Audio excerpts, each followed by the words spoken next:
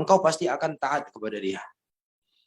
Orang kalau benar-benar cinta kepada Nabi alaihi salatu wasallam, dia akan taat kepada Nabi sallallahu alaihi wasallam. Ketika datang perintah dari Nabi, dia kerjakan tanpa melihat apakah ini wajib maupun sunnah. Ketika datang larangan dari Nabi alaihi salatu wasallam, dia tinggalkan tanpa pernah dia bertanya apakah ini haram atau hanya sebatas makruh. Dia tinggalkan, la ta'tahu, engkau akan taat kepadanya. Innal muhibba liman yuhibbu muti'u. Karena setiap orang yang mencinta itu akan tunduk dan patuh kepada siapa yang dia cintai. Itu sudah kita saksikan jemaah. Seorang istri, dia akan berupaya memenuhi seluruh keinginan suaminya. Karena apa? Karena cinta. Seorang suami berupaya memenuhi seluruh keinginan istrinya semampu dia. Karena apa jemaah? Cinta. Seorang ayah memenuhi keinginan anaknya. Karena apa?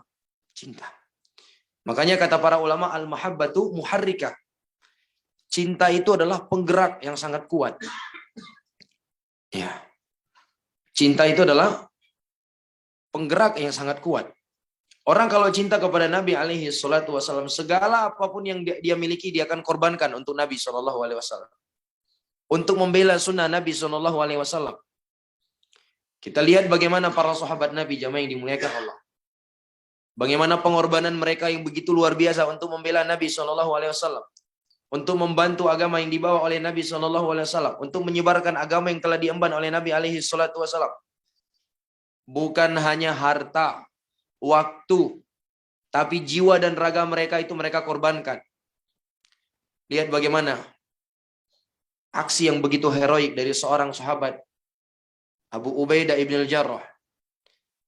Tatkala terjadinya berkecamuk perang Uhud atau Thalha bin Ubaidillah, mereka rela menjadi tameng yang akan menahan laju anak panah itu. Mereka tahan dengan badan mereka supaya Nabi SAW tidak terkena. Ini orang-orang yang cinta kepada Nabi SAW. Mereka mengorbankan semua yang mereka miliki jamaah. Kita tidak dituntut yang seperti itu sekarang. Kita dituntut untuk meluangkan waktu kita, meluangkan sedikit harta kita untuk mempelajari sunnah Nabi SAW, untuk mengamalkannya, untuk menyebarkannya semampu kita. Cuma ini yang kita dituntut. Tapi itu pun berat bagi kita. Ya. Sebagian besar di antara kita beralasan tidak bisa ikut pengajian, sibuk misalnya. Subhanallah, emang yang datang pengajian itu semua orang-orang pengangguran apa? Subhanallah. Iya. Ini yang harus kita pahami jamaah yang dimuliakan Allah. Menuntut ilmu itu bukan di waktu luang, tapi meluangkan waktu untuk menuntut ilmu. Karena kalau kita menuntut ilmu menunggu waktu luang, bisa jadi seumur hidup kita nggak akan sempat-sempat. Karena semua kita punya kesibukan. Iya nggak jemaah? Iya. Namun kita harus meluangkan waktu memang untuk menuntut ilmu. Makanya tatkala ada seorang datang mengadu kepada Syekh Mukbil. Tatkala dia mengajak temannya untuk murojaah, mengulang-ulang pelajaran, ya mungkin orang ini kurang paham dengan pelajaran. Diajak temannya untuk murojaah bareng. Kata temannya apa jemaah? Anda nggak punya waktu katanya. Ini jawaban yang simpel. Anda nggak punya waktu. Ya mungkin kalau kita mendengar itu, oh ya udahlah, antum cari yang lain aja. Kan mungkin kita akan katakan demikian kan? Tapi apa kata Syekh Mukbil? Ditutup buku sama Syekh Mukbil. Kalau gitu saya juga nggak punya waktu kata beliau. Artinya subhanallah. Iya untuk belajar itu, kalau kita menunggu waktu luang nggak akan bisa jamaah. Coba kesibukan kita dari pagi sampai sore. Sore pulang kita udah capek. Iya nggak? Ini kalau kita nunggu waktu luangnya kapan? Ya nantilah kalau udah di PHK baru nggak punya kesibukan lagi, baru sempat belajar. Harus seperti itu? Ya nggak mungkin lah jamaah yang dimuliakan Allah. Nabi alaihi salatu wassalam, beliau itu lihat bagaimana kesibukan beliau. Beliau seorang Nabi dan Rasul. Beliau punya istri yang cukup banyak. Iya nggak jamaah? Beliau statusnya sebagai kepala negara. Ya, kalau bahasa kita sebagai presiden. Kalau presiden kita sekarang itu punya pembantu. Ada menteri-menteri yang mengurusi masalah keuangan, ada yang ngurusin. Masalah pertahanan, peperangan, ada yang ngurusin. Tapi kalau Nabi, beliau semua. Beliau presidennya, beliau menteri keuangannya, beliau sebagai panglima perangnya. Belum lagi kalau masalah nanti ada masalah-masalah yang terjadi di antara rumah tangga sahabat. Itu ngadunya kepada siapa? Ngadunya ke Nabi. Terjadi percekcokan antara sahabat yang satu dengan yang lain. Yang ngadu kepada siapa? Kepada Nabi SAW. Ngadu sama Nabi. Jadi luar biasa kesibukan Nabi SAW. Tapi bersama dengan itu sempat nggak Nabi belajar? Nabi belajar dengan malaikat Jibril alaihissalam. Ya kita bukan presiden, istri juga cuma satu. Ada yang jomblo. Subhanallah. Bukan menteri keuangan pula. Bukan panglima perang. Nggak sempat belajar. Itu tadi jamaah. Saya bukan sedang menggurui ya. Namun ini nasihat untuk saya pribadi. Dan untuk kepada seluruh jamaah. Kalau kita di dalam kehidupan ini menunggu waktu luang. Bisa jadi waktu luang itu nggak ada. Karena di saat kita punya waktu luang. Istri kita menuntut kita untuk family day. Iya kan? Family time. Tatkala kita punya waktu luang, teman kita ngajak ngopi. Iya nggak? Bisa jadi seperti itu jamaah. Kita nggak akan sempat belajar. Tidak akan sempat mempelajari ilmu agama Allah. Jadi memang kita harus mengatur waktu, meluangkan waktu. Untuk bisa menghadiri pengajian. Harus itu jamaah yang dimuliakan Allah. Subhanallah. Jadi orang-orang yang menghadiri pengajian itu bukanlah orang pengangguran semua. Mereka juga saya yakin punya kesibukan. Dan saya juga pribadi, saya juga punya kesibukan. Punya kesibukan kita semua. Punya kesibukan jamaah yang dimuliakan Allah. Cumannya itu tadi, perbedaannya. Orang-orang yang menghadiri pengajian itu, mereka adalah orang-orang yang lebih memprioritaskan Allah. Lebih memprioritaskan kehidupan akhirat dibandingkan kehidupan dunia mereka. Mereka hanya menjadikan kehidupan dunia itu sebagai sampingan, akhirat yang pertama. Bukan sebaliknya. Dunia tujuan utama, kehidupan akhirat sampingan. Namallahu ta'ala alam bisawab. Karena itulah tanda jujurnya cinta kita kepada Nabi alaihi salatu wasallam. Dengan kita bersemangat mempelajari, mengamalkan, setelah mengajarkan dan menyebarkan sunnah Nabi alaihi salatu wasallam. Karena kesempatan kita untuk berperang membela Nabi alaihi salatu wasallam sudah hilang. Kesempatan kita untuk menjadikan diri kita ini sebagai tameng, jangan sampai Nabi alaihi salatu wasallam itu tidak terkena pedang, tidak terkena anak panah, itu sudah hilang. Nabi SAW sudah meninggal. Jadi kesempatan kita saat ini untuk membuktikan cinta kita kepada Nabi, ya ini dia jamaah yang dimuliakan Allah. Menebarkan sunnah beliau di tengah kaum muslimin. Baik, jamaah yang dimuliakan Allah. Kita lanjutkan kembali pelajaran kita dari kitab ini. Dan qadarullah, saya nggak tahu sampai mana terakhir. Ada yang ingat? Sunnah-sunnah ketika berangkat menuju masjid.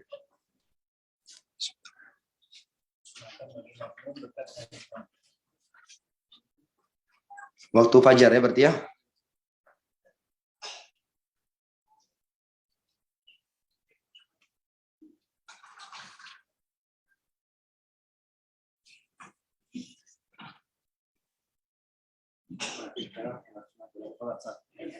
Berarti kita sekarang masuk sunnah-sunnah dalam salat.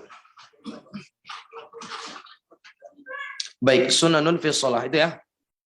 Baik, kata penulis rahimahullahu taala, hafizahullah.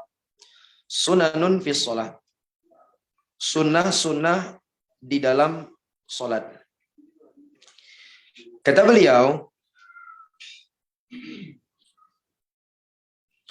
Lis-salati iddatu sunan yahsunu bil musalli an yahrisu 'alaiha faman istada 'amalan istada ajran wa fadlan wa qurban wa yathmalu wa yumathilu hadhihi sunan takunu al mufaraqatu wa bimithli hadhihi sunan takunu al mufaraqatu baina asy-syakhsaini yadkhulani as-salata fi waqtin wahid wa yakhrujani fi waqtin wahid lakin ma bainahuma fil ajri was thawabi farqun syasi'. Lianna ahaduhuma ya'ti bis sunani ma'al arkani wal wajibat wal akhar iktaba bil arkani wal wajibat. Kata beliau jamaah yang dimuliakan Allah. Di dalam salat itu ada beberapa sunnah Rasulullah Shallallahu alaihi wasallam yang sepantasnya seorang yang salat itu bersemangat untuk melakukannya. Karena siapa saja yang semakin banyak amalan-amalan yang dilakukan di dalam salat, maka pahala yang akan dia raih juga semakin banyak. Keutamaan yang dia akan dapatkan juga semakin banyak. Dan dia juga akan semakin dekat dengan Allah Azza wa Jalla. Dan karena sunnah-sunnah inilah, dua orang yang sholat, yang mereka masuk di waktu yang sama, keluar juga di waktu yang sama, tetapi mereka di dalam urusan pahala, perbedaannya cukup jauh. Kenapa? Karena yang satunya, dia di samping melakukan rukun-rukun sholat dan kewajiban-kewajibannya, dia juga mengerjakan yang sunnah. Adapun yang kedua, hanya mencukupkan dengan amalan-amalan yang rukun dan kewajiban sholat saja. Jelas ya? Jadi boleh jelaskan bahwa ada dua orang yang mereka masuk ke dalam sholat di waktu yang sama, keluarnya juga sama. Tapi pahalanya berbeda jauh. Kenapa? Karena yang satunya mengerjakan sunnah-sunnah di dalam sholat. Yang kedua ini hanya mencukupkan dengan amalan yang merupakan rukun dan kewajibannya saja. Sehingga kata beliau, wali sholati sunanun adidatun nadhkuru minha ma yali. Di dalam sholat terdapat sunnah-sunnah dan kami akan menyebutkan. Di antaranya yang pertama adalah terkait dengan sutra. Kata beliau, yang pertama yusannu ittikhadul sutra. Sebelum sholat, kita dianjurkan untuk menggunakan sutra. Qala wa sutratu sunnatun lil imami wal munfarid. Wa ammal ma'mum fasutratul imam sutratun lah. Kata beliau, sutra, pembatas yang ada berada di depan orang sholat, itu adalah hal yang disunnahkan bagi imam dan munfarid. Ini menurut pendapat sebagian para ulama memang hukumnya sunnah. Walaupun di sana ada para ulama kita yang memandang hukumnya wajib. Intinya jamaah yang dimuliakan Allah, terlepas dari perbedaan para ulama, apakah hukumnya sunnah maupun dia wajib. Namun para ulama kita bersepakat dia adalah sesuatu yang disyariatkan. Sehingga tidak selayaknya untuk kita meninggalkannya. Dia adalah hal yang disunahkan bagi imam dan orang yang sholat sendirian. Adapun orang yang sholat statusnya sebagai makmum, fasutratul imam sutratun lah. Maka sutrahnya imam itu adalah sutrahnya dia. Jadi kalau kita sholat, ramai ini, maka sutrah kita itu adalah sutrah imam. Jelas ya? Sehingga tidak masalah kalau ada orang lewat di depan kita. Baik. Kata beliau, wa yadullu ala sunniyati ittikhadhi sutra. Di antara dalil yang menunjukkan disunnahkannya menggunakan sutra adalah hadits Abi Sa'id al-Khudri. Hadits Abu Sa'id al-Khudri radhiyallahu taala anhu marfu'an. Yang diriwayatkan secara marfu sampai kepada Nabi alaihi salatu wasallam. Di mana di situ Nabi alaihi salatu wasallam mengatakan, idza shalla ahadukum ila syai'in yasturuhu minan nas. Apabila salah seorang di antara kalian sholat menghadap sesuatu yang bisa menghalanginya dari manusia. Jadi Nabi sebutkan, Muslim itu kalau sholat, dia menghadap kepada sesuatu yang akan menghalanginya dari manusia. Wal ahaditsu fi sunniyati sutra katsiratun. Dan hadis-hadis yang menunjukkan dianjurkannya kita menggunakan sutra itu sangatlah banyak. Faqad istatara Nabi sallallahu alaihi wasallam bisarir wal jidar wal jada' wal khasyabah wal harbah wal anaza wal rahila wa ghairi dzalik. Dalil-dalil yang menunjukkan dianjurkannya kita menggunakan sutra itu sangatlah banyak. Dan Nabi alaihi salatu wasallam pernah menjadikan tempat tidur sebagai sutra. Nabi juga pernah menjadikan dinding, pangkal pohon, kayu, tombak, bahkan binatang tunggangan beliau itu pernah dijadikan sebagai sutra. Intinya sutra itu adalah sesuatu yang menghalangi, sebagai penghalang yang berada di depan kita. Ya, ada masalah kita jadikan tembok, misalnya meja ada di depan kita. Atau bahkan orang kita jadikan, boleh nggak? Boleh, jamaah yang dimuliakan Allah. Boleh kita jadikan orang sebagai sutra. Ya, terkait rincian sutra ini, para ulama sebagian menyebutkan bahwa tinggi minimal sutra itu adalah 1 hasta. 1 hasta. Ini tinggi minimal sutra. Sehingga yang seperti ini misalnya, ini tidak bisa dijadikan sebagai sutra. Ya, jangan sampai nanti dia sholat, ditaruh di depannya aqua gelas. Itu sutranya. Sebagian para ulama mengatakan itu tidak teranggap sebagai sutra. Jelas ya? Jadi sutra itu tinggi minimalnya 1 hasta. Baik. Kemudian kata beliau, was-sutratu masyru'atun fil amarani wal fadha wa fil hadar was safar sawa'an khasya maran aw lam yakhsha. Dan sutra itu disyariatkan baik ketika kita sholat di dalam bangunan maupun kita sholat di tanah lapang. Baik tatkala dia bermukim maupun dalam keadaan safar. Dan sama saja, apakah dia khawatir ada orang yang lewat di depannya ataupun tidak. Jadi mungkin kita sholat di sebuah ruangan, kita tahu yang di ruangan itu cuma kita. Ini nggak mungkin ada orang lewat. Tetap kita disunahkan untuk menggunakan sutra. Jelas ya? Kemudian jamaah yang dimuliakan Allah, Kata beliau, li'anna al-haditha lam tufarriq bainal amaran wal fadha, wa li'anna Nabiy sallallahu alaihi wasallam kana yastatiru fi hadarihi wa safari. Karena Nabi alaihi salatu wasallam itu tidak membedakan antara orang yang sholat di dalam bangunan maupun yang sholatnya di tanah lapang.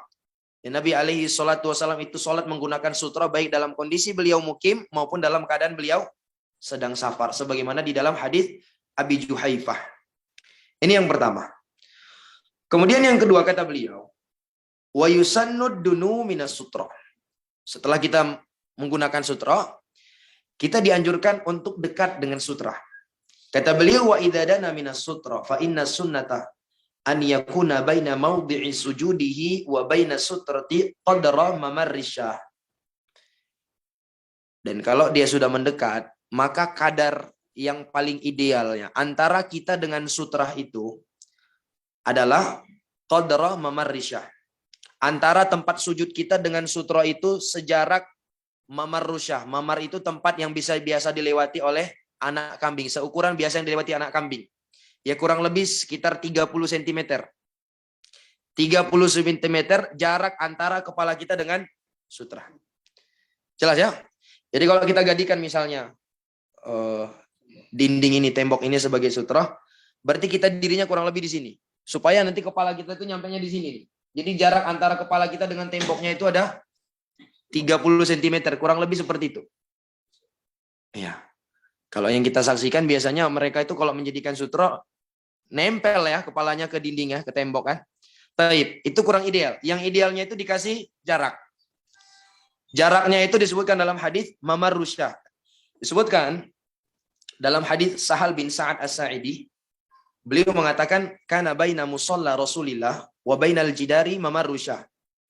Jarak antara tempat sujudnya Nabi dengan dinding itu seukuran jalan yang bisa dilalui oleh seekor kambing. Iya. Seekor yang bisa dilalui oleh kambing.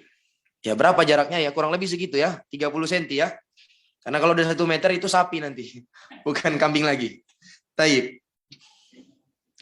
Kemudian kata beliau, wajah inda Ahmad wa Abi Daud anna bainahu wa baina sutrati salasatu adra' wa hadha bi'tibari idza waqafa yakunu bainahuma kadzalik. Dan disebutkan dalam riwayat Imam Ahmad dan Abu Daud bahwa jarak antara Nabi dengan posisi beliau berdiri itu adalah 3 hasta.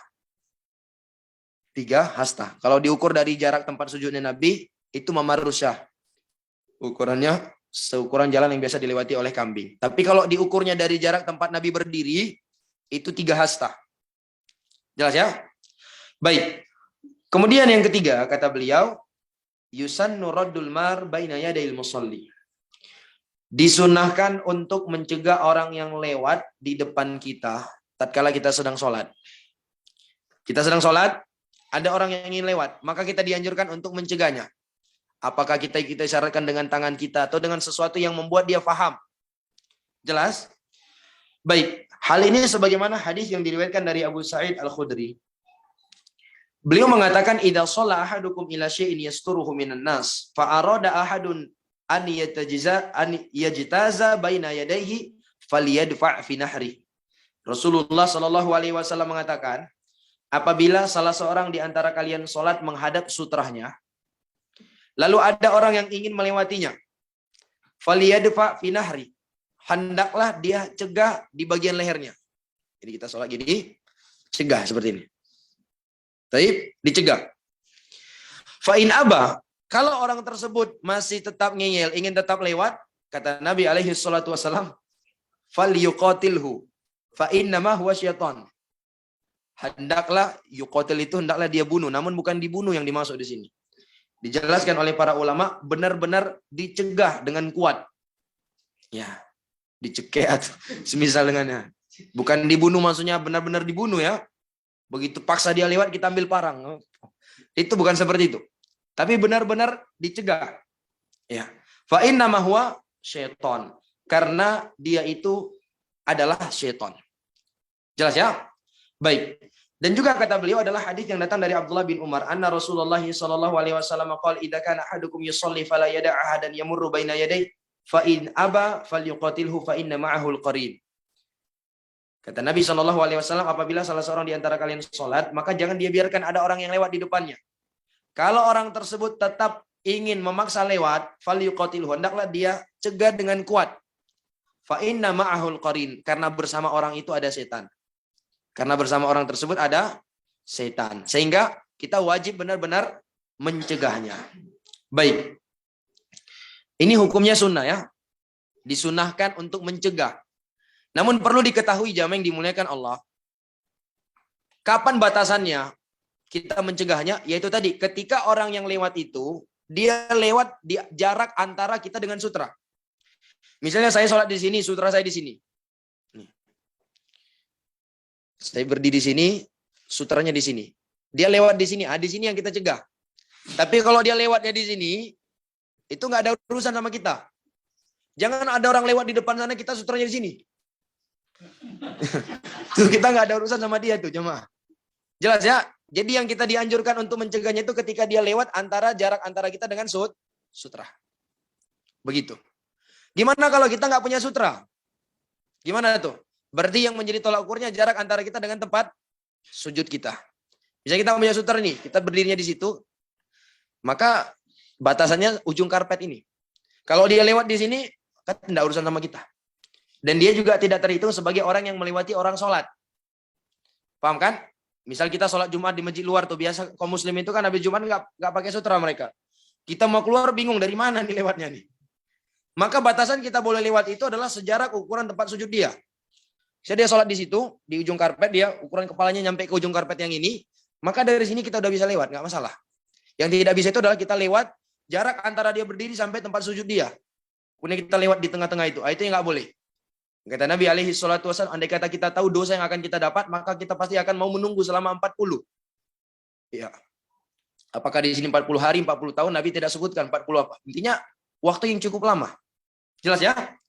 Baik, itu hukumnya sunnah.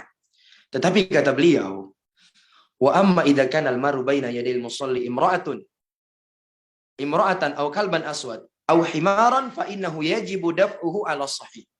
Itu tadi hukumnya sunnah. Tapi kalau seandainya yang lewat di depan kita adalah seorang wanita yang udah balik tentunya, anjing hitam dan keledai, maka mencegahnya itu bukan sunnah, tapi wajib. Menurut pendapat yang sahih dari pendapat para ulama. Kenapa wajib? Li'annaha taqta'us shalah. Karena itu semua wanita, anjing hitam, serta keledai, ketika lewat di depan kita, maka sholat kita batal. Berbeda misalnya kalau saya sholat, qadarullah ada orang yang sudah lewat, nggak sempat saya halang. Sholatnya sah apa tidak? Sholatnya tetap sah. Tapi kalau yang lewat itu adalah perempuan, istri kita misalnya lewat di depan kita pas sholat sunnah, batal apa tidak? Batal sholat, harus ulangi lagi. Jelas ya? Baik. Dalilnya, atau kata beliau, bi khilafi ghairiha fa innahu la yaqta'us shalah. Berbeda dengan selain dari tiga hal ini, maka dia tidak memutuskan salat. Qala Syekhul Ibnu Utsaimin rahimahullah, yuhtamalu an yuqal yufraqu bainal mari alladhi yaqta'us shalah yaqta'us salata mururuhu wal maru alladhi la yaqta'us salata mururuhu falladhi yaqta'us salata yajibu radduhu walladhi la yaqta'us salata mururuhu la yajibu raddu li'anna ghayata ma yahsulu minhu an tunqasa as-salatu wa la tubtal. Bikhilafil ladzi yaqta'u sholata mururuhu fa innahu sawfa yabtulu sholatuka wa yufsiduha 'alaik. Kata Syekh Ibnu Utsaimin rahimahullah, mungkin dapat kita simpulkan antara orang yang lewat yang dapat membatalkan sholat dengan orang yang tidak membatalkan sholat. Kalau orang-orang yang lewat dia membatalkan sholat, maka menghalangnya adalah wajib. Tapi kalau mereka yang lewat dan tidak membatalkan sholat, maka mencegahnya hukumnya sunnah. Hukumnya adalah sunnah. Karena maksimalnya hanya akan mengurangi kualitas sholat kita, tapi tidak sampai membatalkan sholat. Berbeda dengan tiga hal tadi, maka dia bisa merusak sholat kita. Jelas ya? Kemudian kata beliau, walaysa liqarnil mar'ati ma'al kalbil aswad wal himari illatun jami'atun bainahum 'ala sahih. Dan menggandengkan antara wanita dengan anjing hitam serta keledai, itu bukan karena ketiganya itu memiliki alasan yang sama. Alasannya yang berbeda-beda, jamaah yang dimuliakan Allah. Baik, fafil mar'ah fitnatun wa insyighalun liqalbil musalli. Adapun wanita, dia bisa memutuskan sholat karena dia itu adalah fitnah. Dia fitnah bisa menyibukkan hati orang yang sholat. Bisa menyibukkan hati orang yang sholat. Wali ghairiha an-najasah. Sebentar. Taib. Wali ghairiha an-najasah. Wa kaunuhu syaitan kama qala Nabi sallallahu alaihi wasallam al-kalbul aswad. Di tempat Anda ada yang hilang kayaknya nih.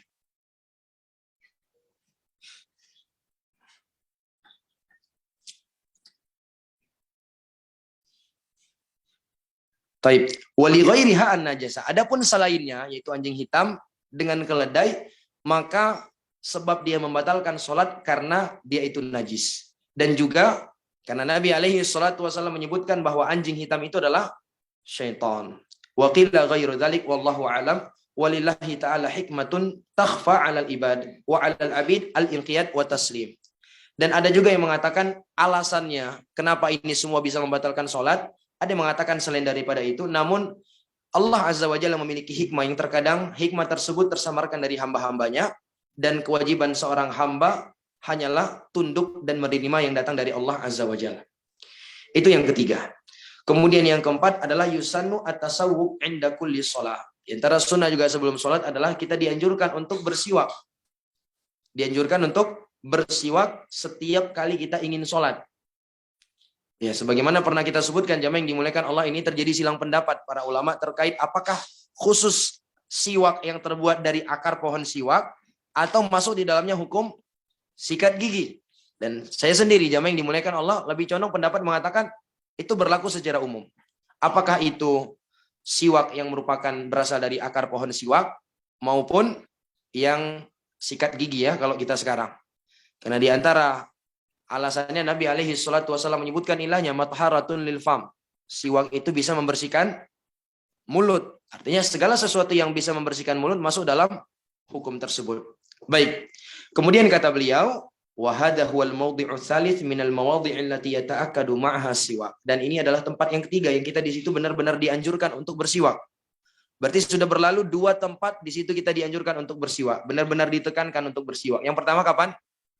Bangun tidur. Yang kedua, sebelum sholat ini. Yang kedua. Satu lagi berarti sebelum berwudu. Ini tempat yang kita benar-benar dianjurkan untuk bersiwak. Jelas ya? Baik. Dalilnya adalah hadis yang datang dari Abu Hurairah radhiyallahu taala an. Beliau mengatakan Rasul sallallahu alaihi wasallam bersabda, "Laula an asyqa ala ummati aw ala nasi la amartuhum bisiwaki ma'a kulli shalah." Rasulullah sallallahu alaihi wasallam mengatakan, andai tidak memberatkan umatku atau tidak memberatkan manusia, maka sungguh aku akan memerintahkan. Berarti kalau Nabi sudah perintahkan hukumnya wajib. Maka pasti aku akan memerintahkan mereka untuk bersiwak setiap kali sholat. Tapi Nabi SAW tidak jadi mewajibkan karena khawatir akan memberatkan. Sehingga Nabi SAW hanya sekedar mensunnahkannya. Demikian jamaah yang dimuliakan Allah. Baik. Kemudian pembahasan berikutnya adalah sunnah yang berkaitan tatkala kita sudah berdiri ingin sholat. Artinya sudah berdiri ingin sholat. Nah, ketika kita berdiri ingin sholat, ada beberapa hal yang dianjurkan. Yang pertama adalah raf'ul yadaini 'inda takbiratul ihram. Mengangkat kedua tangan ketika takbiratul ihram. Itu hukumnya sunnah. Jadi harus dibedakan antara takbir dengan raf'ul yadain. Takbir adalah ucapan Allahu Akbar. Raf'ul yadain adalah kita angkat tangan. Dua hal ini berbeda hukumnya. Takbiratul ihram itu hukumnya apa? Ruknun min arkaniyas shalah. Rukun dari rukun-rukun salat. Sementara raf'ul yadain itu hukumnya sunnah. Artinya apa? Artinya kalau ada orang yang sholat seperti ini misalnya. Allahu Akbar langsung seperti ini. Langsung bersedekap dia. Pertanyaannya, sholatnya sah apa tidak? Hah? Sah. Tapi kalau ada orang yang sholat, diangkat tangannya baru langsung baca Al-Fatihah. Hah? Enggak, ini enggak bisu. Dia enggak bisu. Sah apa tidak? Jawabannya tidak sah. Karena dia meninggalkan takbiratul ihram. Sementara yang tadi dia meninggalkan raf'ul yadain. Dan raf'ul yadain itu hukumnya sunnah. Taib. Nah, jadi diantara sunnahnya adalah mengangkat kedua tangan. Berdasarkan hadis yang datang dari Abdullah bin Umar radhiyallahu taala anhuma, beliau mengatakan karena Rasulullah sallallahu alaihi wasallam yarfa'u yadayhi hadwa mankibaihi idza iftataha shalah wa idza kabbara lirruku' wa idza rafa'a ra'sahu minar ruku' rafa'ahuma aidan wa qala sami'allahu liman hamida rabbana walakal hamd wa kana la yaf'alu dzalika fis sujud. Kata Abdullah bin Umar radhiyallahu taala anhuma, Rasul sallallahu alaihi wasallam itu biasa mengangkat tangan beliau sejajar dengan pundak beliau. Jadi subhanallah, perkara salat itu adalah perkara yang penting di dalam agama kita. Semakin penting suatu perkara itu semakin detail, semakin gamblang dibuat oleh Allah Azza wa Jalla. Ini kaidah ini jemaah. Semakin penting suatu ibadah di dalam syariat, dia dibuat Allah semakin detail. Sehingga kalau kita membuka pembahasan di dalam agama kita, pembahasan apa yang paling detail? Pembahasan tauhid paling detail. Setelah itu di bawahnya pembahasan sholat. Saking detailnya, ngangkat tangan ketika takbir saja, itu ada petunjuk dari Nabi sebatasan mana kita angkat. Angkatnya ginikah atau ginikah, itu ada batasannya. Angkatnya itu sejajar dengan mangkibai, sejajar dengan kedua pundak.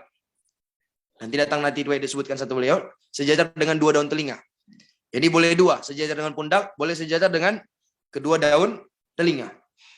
Nah kata beliau, Nabi itu biasa mengangkat tangannya sejajar dengan pundak apabila beliau hendak memulai sholat. Ketika beliau hendak ruku dan ketika beliau hendak bangkit dari ruku. Beliau mengangkat. Iya. Beliau mengatakan, ketika beliau mengatakan Sami Allahu liman hamidah. Beliau tidak melakukan itu di dalam sujud. Artinya ketika Nabi ingin sujud, Nabi tidak angkat kedua tangan. Lalu kata beliau, Ibnu Hubairah mengatakan, wa ajma'u ala anna raf'al yadaini 'inda takbiratul ihram sunnatun wa laysa biwajib. Dan para ulama sepakat, mengangkat kedua tangan di dalam takbiratul ihram itu hukumnya sunnah, bukan sampai kepada kewajiban. Wa hadha huwal mawdi'ul awal minal mawadhi' allati turfa'u fiha yadan 'inda takbir. Dan ini adalah tempat yang pertama dari tempat-tempat yang di situ kita dianjurkan untuk mengangkat kedua tangan ketika takbir. Wa huwa mahallu ittifaqin 'indal ulama. Dan ini adalah tempat yang disepakati oleh para ulama. Wal baqiyatu mahallu khilafin 'indahum. Adapun sisanya terjadi silang pendapat. Baik. Jadi bisa disimpulkan dari dalil-dalil yang ada. Kata beliau, mawadhi'u raf'il yadaini allati waradat fiha an-nususu arba'atu mawadhi'. Tempat yang di situ kita dianjurkan untuk mengangkat kedua tangan ketika takbir di dalam sholat itu ada 4 tempat. Jadi kalau ditanya kapan-kapan saja kita angkat tangan ketika takbir dalam sholat, ada 4. Yang pertama adalah inda takbiratul ihram. Ketika takbiratul ihram, kita disunahkan angkat tangan. Ingat ya, tapi angkat tangan ini hukumnya tadi apa? Sunnah ya. Tempat yang kedua kapan? Inda ruku. Ketika kita mau ruku, angkat tangan. Sebagian kaum muslimin kita lihat ketika ruku, langsung turun ke bawah kan? Tidak angkat tangan. Ini menyelisih sunnah Nabi. Tapi sholatnya sah apa tidak? Sah. Wa inda raf'i minhu. Ketika bangkit dari ruku. Ketika bangkit dari ruku. Sami Allahu liman hamidah, angkat tangan. Wa hadhihi thalathatu thabitatun fi sahihaini an Ibnu Umar radhiyallahu anhuma kama taqaddam. 3 tempat ini itu telah dijelaskan dalam hadis riwayat Imam Bukhari dan Muslim dari Abdullah bin Umar sebagaimana yang telah berlalu. Tempat yang keempat, wal mawdi'ur rabi' indal qiyami minat tasyahudil awal. Ketika kita bangkit dari tasyahud yang pertama. Berarti menuju rakaat yang ketiga. Di situ kita dianjurkan lagi mengangkat kedua tangan kita. Wa hadza tsabitun an Ibnu Umar aidan fi sahihil Bukhari. Dan ini sebagaimana yang dijelaskan di dalam hadis yang diriwayatkan oleh Imam Bukhari dari Abdullah ibni Umar. Kita lanjut sedikit lagi ya. 5 menit aja ya. 10 juga boleh, Masya Allah. Atau ajan dulu, baik. Baik, ajan dulu ya. Ajan dulu, kita lanjut sedikit, baru kita selesaikan, nanti langsung sholat kita. Baik, fadhol.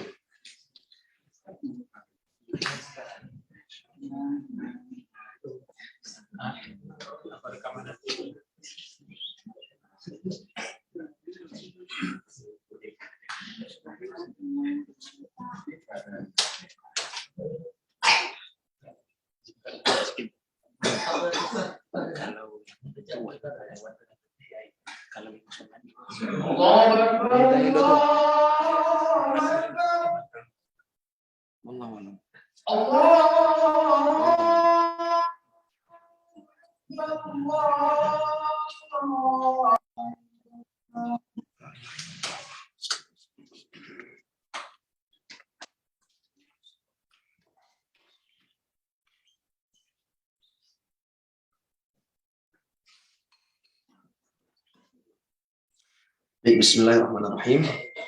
Alhamdulillah wassalatu wassalamu ala Rasulillah wa ala alihi wa sahbihi ajma'in amma ba'd.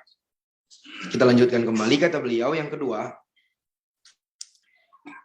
yusannu 'inda raf'il yadaini an takuna al-asabi'u mamdudatan. Disunahkan di saat mengangkat tangan, antakunal asabi'u mamdudatan. Posisi jari jemari itu dalam keadaan terbuka. Jadi subhanallah, tangannya seperti ini, ya. Tidak dikepal, tapi terbuka. Jelas ya? Terbuka. Hal ini sebagaimana hadis yang datang dari Abu Hurairah radhiyallahu taala. Beliau mengatakan, anna Nabiy sallallahu alaihi wasallam kana idza qama ila sholati rafa'a yadayhi maddan. Nabi sallallahu alaihi wasallam jika beliau salat, beliau mengangkat kedua tangannya maddan, dalam keadaan terbuka. Seperti ini. Baik. Kemudian berikutnya kata beliau, yusannu an yakuna raf'ul yadaini ila mawdi'il masnun. Disunnahkan mengangkat kedua tangan sampai pada batasan yang disunahkan. Di mana saja itu? Waja'atin nususu biwajahain. Telah datang dalil-dalil itu menjelaskan ada dua model batasan kita, kadar kita mengangkat tangan ketika takbir. Anin Nabi sallallahu alaihi wasallam fi hadir raf'il yadain. Faqad jaa hadwal mankibain fi sahihaini an Ibnu Umar. Satu riwayat datang penjelasan bahwa Nabi mengangkatnya itu sejajar dengan mankibain. Dua pundak. Jadi segini kurang lebih. Kita angkat. Sebagaimana hadis yang datang dari Abdullah bin Umar. Wajaa hadwa furu'il udhunain. Dan datang pula riwayat yang menjelaskan Nabi alaihi salatu wasallam mengangkatnya sebatas dengan telinga. Ay hadwa awalil udhunain. Inda Muslim. Sejajar dengan telinga bagian atas ini. Segini. Sejajar dengan ini. Sebagaimana dalam riwayat Imam Muslim. Jadi boleh dua. Boleh dua. Sebagaimana dalam riwayat Imam Muslim. Min hadithi Malik ibn al-Huwairith. Dari hadis Malik ibn al-Huwairith, fayunawwi'ul musalli taratan yaf'alu hadhihi wa taratan hadhihi. Sehingga orang yang sholat itu dianjurkan untuk melakukannya secara variasi. Tanwi'. Terkadang diangkat segini, terkadang diangkat segini. Tapi jangan sekaligus digabung. Diangkat segini, geser. Nah, itu udah gawat itu. Sekali-sekali. Sekali ini, sekali sini. Jangan digabung sekaligus ya. Diangkat segini, diangkat segini. Baru sini. Untuk mengamalkan sekaligus. Itu nggak bisa sekaligus. Tanwi. Dilakukan sekali-sekali. Baik. Kemudian yang berikutnya kata beliau, yusannu lil musalli ba'da takbiratul ihram an yad'a yadahul yumna 'ala al-yusra. Ini juga sunnah. Disunahkan bagi orang yang sholat setelah dia takbiratul ihram untuk meletakkan tangan kanannya di atas tangan kiri. Wa hadza bi ijma'i ahli ilm. Kama naqalahu Ibnu Hubairah rahimahullahu al-jami' wa sayati adillatuh. Dan ini sebagaimana dinukil oleh Al-Imam Ibnu Hubairah adalah kesepakatan para ulama bahwa hukumnya sunnah, tidak sampai kepada wajib. Sebagaimana nanti akan datang dalilnya. Berikutnya kata beliau yang kelima, yusannu an yaqbida yadahul yumna yadal yusra. Nah, tadi disunahkan meletakkan tangan kanan di tangan kiri. Kemudian model meletakkannya seperti apa? Dianjurkan dia untuk menggenggam tangan kirinya. Digenggam. Jadi tidak hanya sekedar diletakkan gini, tapi digenggam. Ini sunnahnya. Digenggam. Wa fi sifati wad'il yadil yumna 'alal yusra wajhan. Dan tata cara meletakkan tangan kanan di atas tangan kiri itu ada dua model. Yustahabbu lil musalli an yunawwi'a bainahuma. Dianjurkan bagi orang yang salat untuk melakukannya secara variasi. Model yang pertama, an yad'u yadahul yumna 'ala yadihil yusra. Li hadithi Wa'il bin Hujr. Qala ra'aitu Rasulullah sallallahu alaihi wasallam idza kana qa'iman fi sholati qabada bi yaminihi 'ala shimal. Wa sifatu thaniyatu an yad'a yadal yumna 'ala dhira'il yusra.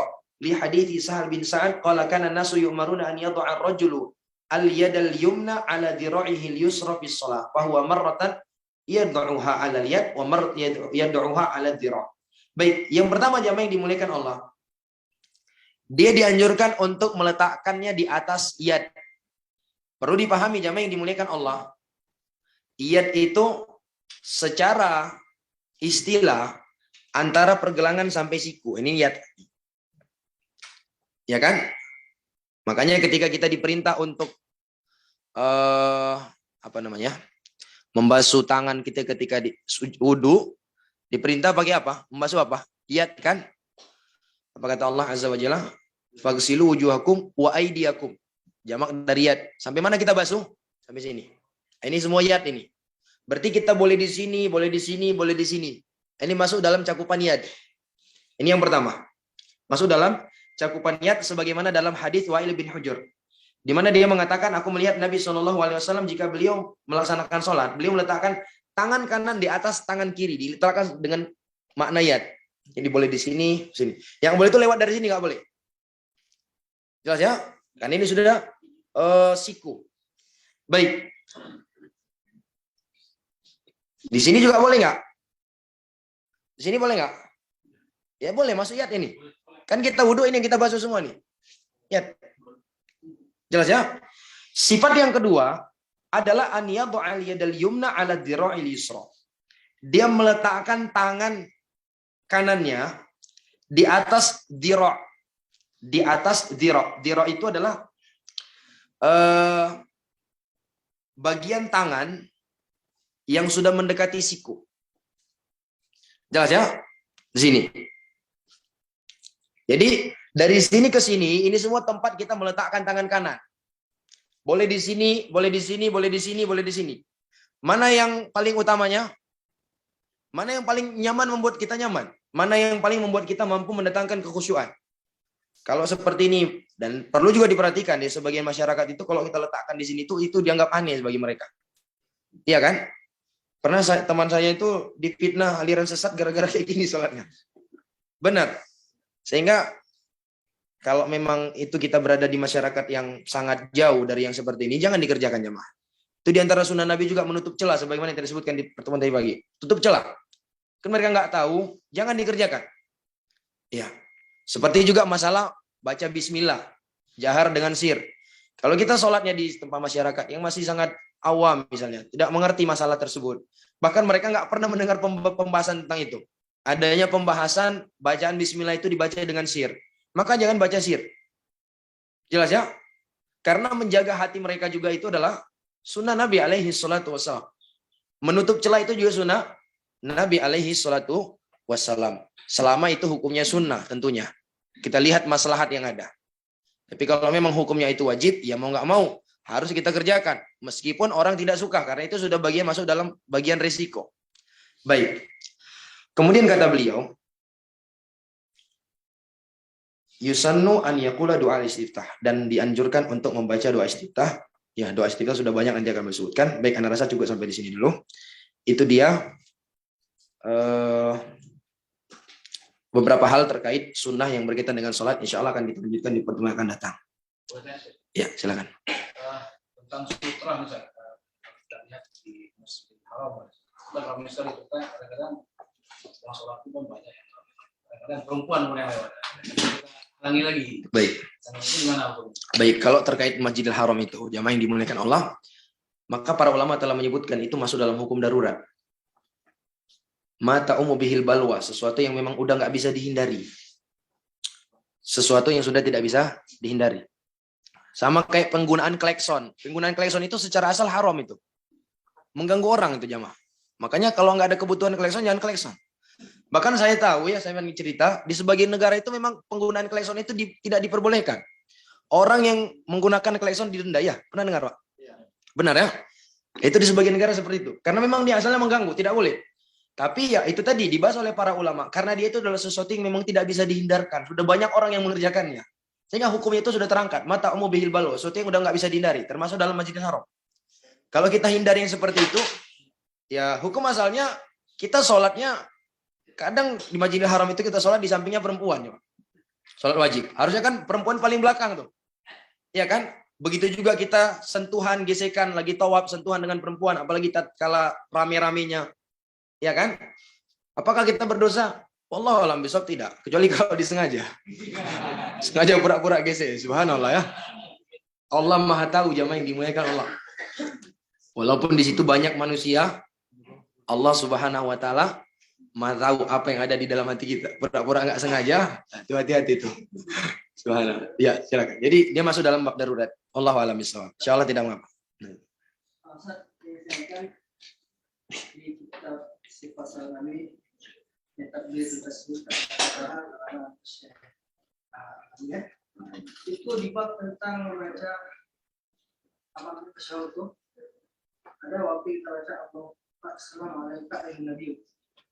Ada saya baca di bawahnya itu apa tasbihnya kemarinnya Assalamualaikum Nabi. Jadi katanya dibuang karena beliau kan sudah wafat.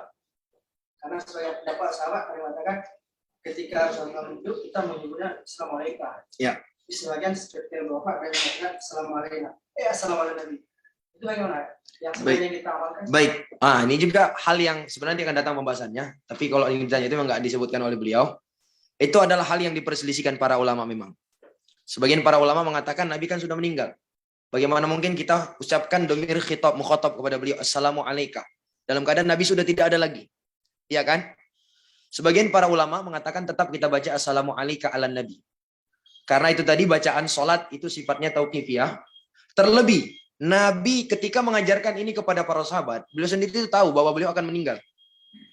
Beliau sendiri sudah tahu bahwa beliau akan meninggal. Sehingga yang pernah Anda pelajari dari guru-guru kami, mereka mengatakan bahwa para ulama tetap mengatakan pendapat yang lebih kuat, tetap kita mengucapkan Assalamualaikum sesuai dengan lafadz hadis. Memang ada para ulama yang mengatakan demikian karena beralasan Nabi sudah meninggal. Ya, tidak perlu kita ucapkan Assalamualaikum, langsung saja Assalamu ala Nabi. Semoga keselamatan tercurahkan kepada Nabi. Bukan kalau Assalamualaikum kan artinya semoga keselamatan tercurahkan kepada engkau. Pakai ada kafnya. Kepada engkau wahai Nabi. Ya, wahai Nabi. Jadi Assalamualaikum ayyuhan Nabi, kepada engkau wahai Nabi. Mereka ganti kata mereka langsung aja karena Nabi sudah meninggal. Namun tetap para ulama yang mengatakan tetap kita gunakan lafadz hadisnya karena Nabi sendiri tahu bahwa beliau itu akan meninggal. Beliau tahu bahwa suatu saat beliau akan meninggal, tapi beliau tidak memberikan opsi. Kalau aku udah meninggal nanti baca ini. Itu enggak ada kata Nabi. Sehingga tetap kita baca Assalamualaikum Allahu a'lam bishawab. Sutra tadi Ustaz. Banyak kali masalah ya. Iya. Kan tadi itu selesai anjing hitam wanita. Yang satu pertanyaan tadi, kalau yang sholatnya laki-laki, yang melewati sutrahnya itu perempuan. Tapi kalau yang sholatnya perempuan, yang melewati sutrahnya perempuan itu batal juga. Masuk ke dalam komannya. Udah itu kalau yang sholatnya perempuan, yang lewat laki-laki, maka nggak batal. Nggak batal. Satu lagi Ustaz. Mencoba ya. ini gimana nah? Luruskah, mereng sedikit boleh, begini boleh. Baik, disunahkan menghadap ke arah kiblat. Disunahkan menghadap ke arah kiblat. Cukup dibuka, tidak perlu direnggangkan seperti ini. Baik, dibuka, maddan itu dibuka. Cukup dibuka seperti ini, menghadap ke arah kiblat. Begitu, Allahu a'lam bishawab. Karena ada sebagian waktu bangkit dari ruku, Samiallahu liman. Begini. Ada kan? Baik. Terkait itu Allahu a'lam bishawab, kalau bangkit dari ruku Anda nggak tahu ya. Yang ada riwayatnya itu adalah tatkala doa istisqa pada waktu itu. Nabi alaihi salatu wasallam disebutkan dalam riwayat itu bahwa Nabi sallallahu alaihi wasallam itu menghadapkan punggung dhahru kafai, punggung kedua telapak tangannya itu ke langit. Jadi ada kalian seperti ini kan, seperti doa itu ya. Kan ada kan orang kalau doa atau abalah itu kan kayak gini mereka ya. Itu ada memang riwayatnya dari Nabi. Dalam Sahih Muslim disebutkan demikian. Walaupun di dalam hal ini para ulama memang berbeda pendapat di dalam memahaminya.